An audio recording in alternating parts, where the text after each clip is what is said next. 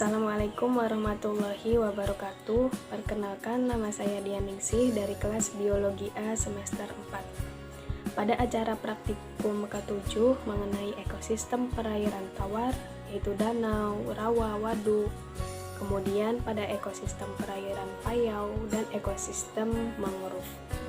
Di sini praktikan akan menjelaskan tentang apa itu ekosistem perairan tawar, kemudian ekosistem payau dan ekosistem mangrove. Kemudian bagaimana cara melestarikan dan apa saja pola interaksi yang ditemukan pada ekosistem tersebut. Ekosistem perairan tawar adalah ekosistem air yang mengalir, memiliki kadar garam yang rendah.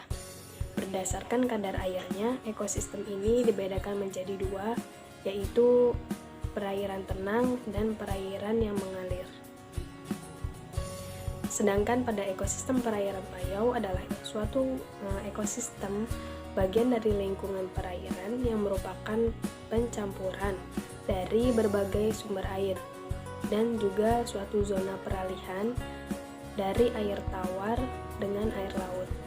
Kemudian pada ekosistem mangrove, ekosistem ini merupakan hutan yang tumbuh di suatu daerah pasang surut seperti pada pantai yang berlindung laguna, kemudian muara, sungai yang tergenang pada saat pasang dan pada saat surut. Komunitas tumbuhannya bertoleransi terhadap garam. Cara melestarikan ekosistem perairan tawar. Yang pertama, menjaga lingkungan sekitarnya. Kemudian yang kedua, mengurangi dalam penggunaan air, meminimalisir penggunaan bahan kimia yang berbahaya, kemudian mendaur ulang bahan-bahan bekas agar tidak menumpuk secara percuma dan tidak membahayakan pada lingkungan sekitar ekosistem air tawar. Kemudian membuang bahan-bahan kimia seperti hasil limbah industri sesuai pada tempatnya. Kemudian cara melestarikan ekosistem perairan payau, mengurangi penggunaan plastik karena plastik ini merupakan bahan yang sulit untuk diurai. Kemudian yang kedua, mengurangi konsumsi energi, menjaga lingkungan sekitar air payau agar tidak tercemar. Kemudian ada melestarikan ekosistem mangrove.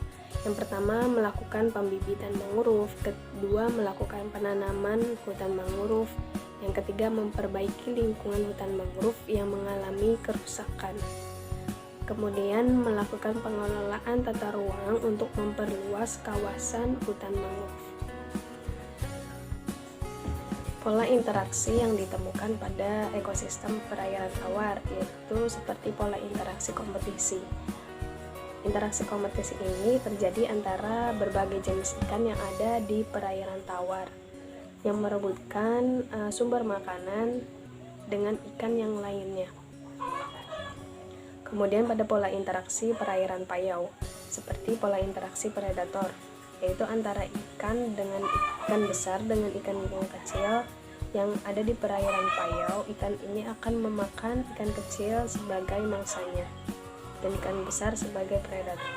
Kemudian pada pola interaksi ekosistem mangrove, yaitu pohon mangrove dengan laba-laba yang berada di dahan pohon mangrove tersebut.